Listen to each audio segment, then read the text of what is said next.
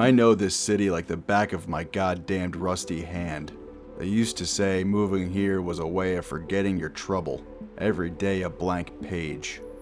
Maybe it felt that way when I was fresh out of the academy and assigned to the knife sprinter unit, a young bucket of bolts whose lug nuts hadn't even dropped yet. My last partner was an old-timer.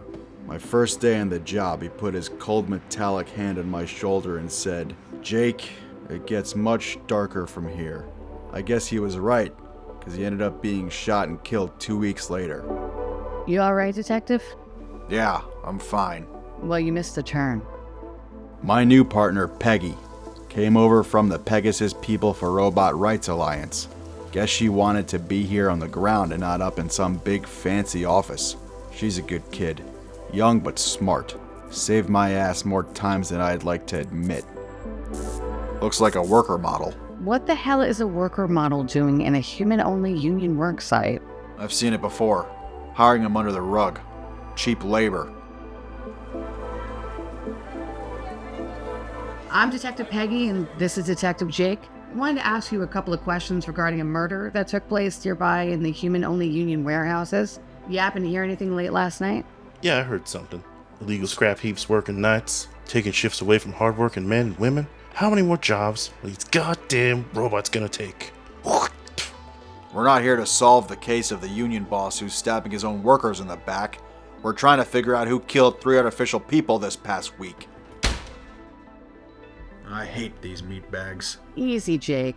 Maybe we'll have better luck upstairs. We interviewed the whole lot of them.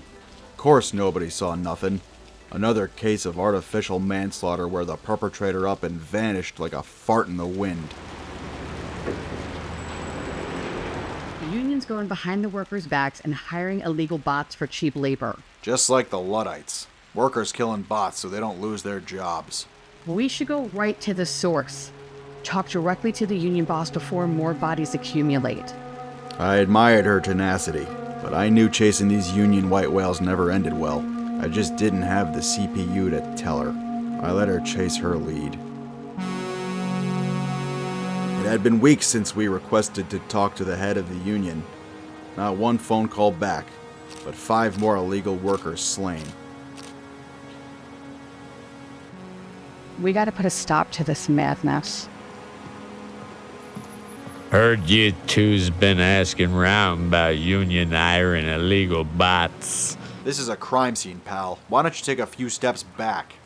Union pulls a lot of weight in this part of town. We don't need no 8-bit knife sprinters poking around.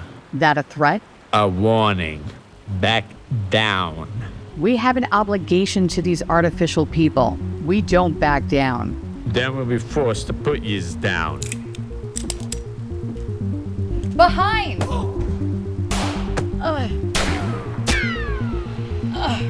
Peggy! I'm okay. Go on after him. I'll call for backup.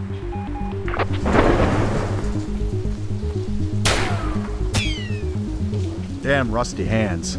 Making my aim for shit.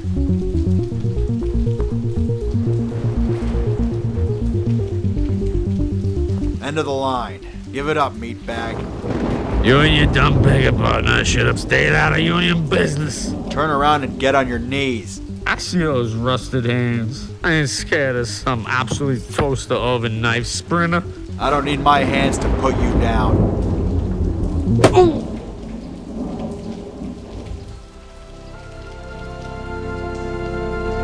We got the bigwig union boss brought up on corruption charges.